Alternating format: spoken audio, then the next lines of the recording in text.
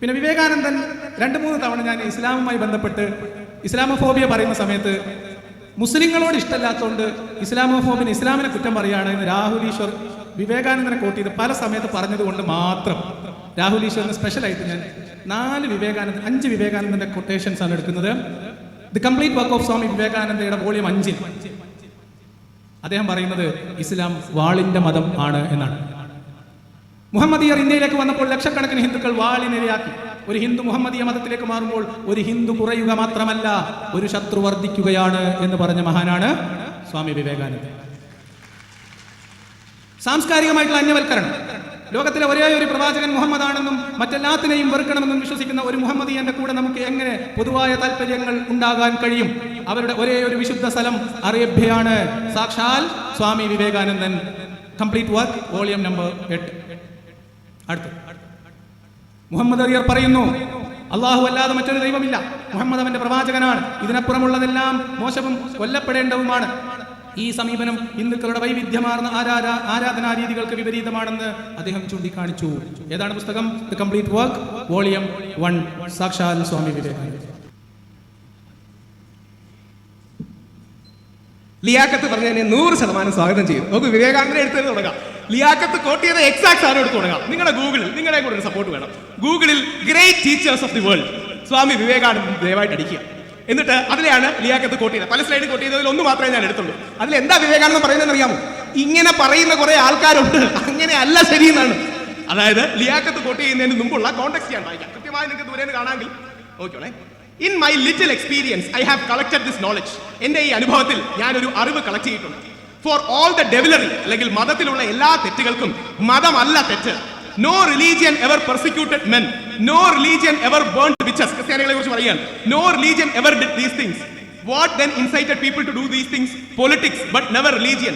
And if such politics takes the name of religion, whose fault is it? അതായത് ഒരു മതവും, അതായത് Liyakath coat ചെയ്യുന്നതിന്റെ പിന്നിലുള്ള പാരഗ്രാഫ് പറയുന്നു, ഒരു മതവും ആരെയും ദ്രോഹിച്ചിട്ടില്ല, അത് പൊളിറ്റിക്സാ. എന്നിട്ട് വിവേകാനന്ദൻ പറയുന്നു, ചില ആൾക്കാർ എണീച്ച് നിന്ന് എന്റെ പ്രവാചകൻ മാത്രമാണ് ഏക പ്രവാചകൻ എന്ന് പറയുന്നു, എന്റെ പാത മാത്രമാണ് ശരിയാണെന്ന് പറയുന്നു, there is one God, Muhammad അടക്കമുള്ള കാര്യങ്ങൾ പറയുന്നു, ക്രിസ്ത്യാനികളുടെ കാര്യങ്ങൾ പറയുന്നു. ഇങ്ങനെ പറയുന്നവർ മതത്തിന്റെ അന്തസത്ത മനസ്സിലാക്കാത്തവരാണ്. അതായത് യഥാർത്ഥത്തിൽ വിവേകാനന്ദൻ പറഞ്ഞ കൊട്ടേഷനാണ്. അതായത് ഇപ്പൊ നിങ്ങൾക്ക് എടുത്തു നോക്കാം, നിങ്ങൾ രണ്ടുപേരും വിശ്വസിക്കേണ്ട, ഒറിജിനൽ ഇതാ വിവേകാനന്ദന്റെ കോട്ടാണ്, ഇനി നമുക്ക് ആർക്കും മാറ്റാൻ കഴിയില്ല. വിവേകാനന്ദൻ എന്ന് പറഞ്ഞ് യഥാർത്ഥത്തിൽ ലിയാക്കത്ത് കോട്ട് ചെയ്യുന്നത് പല ആൾക്കാർക്കും തെറ്റുപറ്റുന്നതാണ്. എന്തുകൊണ്ടാണെന്ന് അറിയാമോ? ഇഷ്ടമില്ലാത്ത അച്ചി പുരപ്പുറം തൂക്കും എന്ന് പറയുന്നത് പോലെ, ഇഷ്ടമില്ലാത്ത അച്ചിയെ കുറ്റം പറയുന്നത് പോലെ എന്താ സംഭവിക്കുന്നതെന്ന് പറഞ്ഞാൽ ഈ കോട്ട് കിട്ടും, അതിന്റെ മുമ്പിലും താഴെയുള്ള കോട്ടുകൾ നോക്കില്ല. ഇതേ സാധനം ലിയാക്കത്ത് കോട്ട് ചെയ്യേണ്ട സാധനത്തിന്റെ അവസാനം അതിന്റെ കൺക്ലൂഷൻ എന്താ അറിയാം? അതിന്റെ കൺക്ലൂഷൻ കൂടെ വായിക്കണം.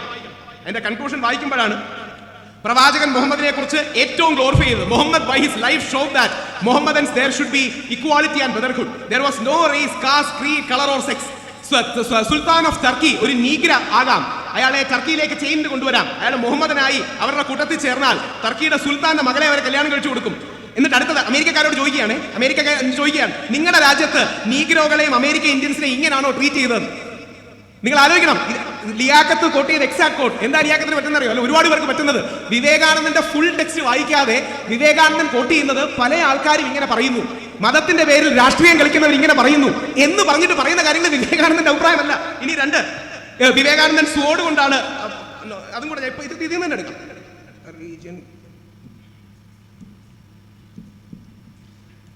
കോണ്ടെക്സ്റ്റ് നോക്കി. And then comes Muhammad. അടുത്തത് അതായത് യേശുക്രിസ്തുവിനെ പറയുകയാണ്. യേശുക്രിസ്തു എന്ന മഹാപ്രവാചകൻ വന്നു. എന്തായി അതിലെ ടോപ്പിക് എങ്കിലും ഒന്ന് ശ്രദ്ധിക്കണ്ടേ? എന്താ ഇതിന്റെ തലക്കെട്ടം അറിയാമോ? Great teachers of the world. കൃഷ്ണനും ബുദ്ധനും യേശുക്രിസ്തുവും മുഹമ്മദും 4 great teachers of the world എന്ന് നടത്തുന്ന പ്രഭാഷണത്തിലെ കോഴ്സാണ് എടുക്കുന്നത്. കൃഷ്ണനും ബുദ്ധനും യേശുക്രിസ്തുവും മുഹമ്മദും ലോകത്തിലെ 4 മഹാ ടീച്ചർമാരാണെന്ന് പറയുന്ന ആ ടെക്സ്റ്റ് ആണ് എടുക്കുന്നത്. എന്നിട്ട് പ്രവാചകൻ മുഹമ്മദിനെ കുറിച്ച് പറയുന്നു, പിന്നീട് മുഹമ്മദ് വന്നു, മെസ്സഞ്ചർ ഓഫ് ഇക്വാലിറ്റി, സമത്വ ദർശനത്തിന്റെ പ്രവാചകൻ. ചില ആൾക്കാർ അതായത് ചില ആൾക്കാർ ചോദിക്കും, അയാളുടെ മതത്തിൽ എന്ത് ഗുഡ് ഉണ്ടാകാനാണ്, അയാളുടെ മതത്തിൽ എന്ത് നന്മ ഉണ്ടാകാനാണ്? If there were not good, how could it live? നന്മയില്ലെങ്കിൽ അത് എങ്ങനെ നിലനിന്നു? നന്മയുള്ളത് മാത്രമേ നിലനിൽക്കുകയുള്ളൂ. നന്മയുള്ളതിന്റെ ഉള്ളിൽ സ്ട്രെങ്ത് ഉണ്ടാവും. കാണാൻ കഴിയുന്നുണ്ടല്ലോ അല്ലേ? How long is the life of impure man? അങ്ങനെ ഇംപ്യൂർ ആയ ഒന്നും നിലനിൽക്കില്ല. Prophet Muhammad was the prophet of equality, of the brotherhood of man, of the brotherhood of all Muslims.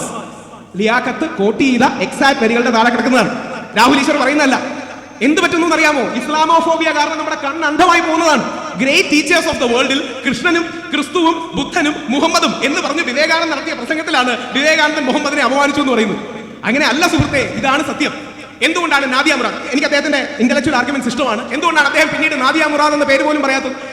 Nadia മുറാദ് എന്ന പേര് പോലും അദ്ദേഹം പറയുന്നില്ല. അതിന്റെ കാരണം എന്താ അറിയാമോ? നാദിയ മുറാദ് കൃത്യമായി എന്താണ് അവരുടെ സ്റ്റാൻഡ് എന്ന് കോണ്ടെക്സ്റ്റും ഹിസ്റ്ററിയും വെച്ച് ഞാൻ പറഞ്ഞു. ഇനി രണ്ട്, ഞാൻ ആ ആർഗ്യുമെന്റ് പ്രതീക്ഷിച്ചതാ, യൂണിവേഴ്സിറ്റിയിൽ അടിമത്തം ഇല്ലെന്ന്. യൂണിവേഴ്സിറ്റിയിൽ അടിമത്തം ഉണ്ടെന്നാണോ ആരെങ്കിലും പറഞ്ഞത്? ഈ യൂണിവേഴ്സിറ്റികൾ ഖുർആൻ പഠന വിധേയമാക്കി. ആ പഠന വിധേയമാക്കിയിൽ നിന്ന് അവരെത്തിയ കൺക്ലൂഷൻ, അപ്പോ ഏതെങ്കിലും അങ്ങനെ പ്രമുഖമായ ഒരു യൂണിവേഴ്സിറ്റി ഇസ്ലാമിലെ അടിമത്തം ഫണ്ടമെന്റൽ ആണ്, കോറാണ്, അത് ചീത്തയാണ്, ആൾക്കാരെ നശിപ്പിക്കാൻ വേണ്ടി മതപ്രബോധനം ഉണ്ടാക്കിയേ പറഞ്ഞിട്ടുണ്ടോ? ഏതെങ്കിലും ഒരു ഇന്റർനാഷണൽ റെപ്യൂട്ടഡ് യൂണിവേഴ്സിറ്റിയോ പിയർ റിവ്യൂഡ് റിസർച്ചോ പറഞ്ഞിട്ടുണ്ടോ? അങ്ങനെ പറഞ്ഞിട്ടില്ല. അങ്ങനെ പറഞ്ഞിട്ടില്ല എന്ന് പറയുമ്പോൾ യൂണിവേഴ്സിറ്റികളെ ഒന്നും വെച്ചല്ലോ ആൾക്കാർ അടിമത്തം ഉണ്ടാക്കുന്നത്. യൂണിവേഴ്സിറ്റിയിൽ അടിമത്തം ഉണ്ടെന്നാണോ ആരെങ്കിലും പറഞ്ഞത്? യൂണിവേഴ്സിറ്റികൾ ഈ വിഷയത്തിൽ അടിമത്തത്തെ കുറിച്ച് പഠിച്ചു. ഇതിപ്പം എനിക്ക് ഈ വാദം മറുവാദമാണ്, ഈ മുട്ടാപ്പോക്ക് ന്യായമാണ്.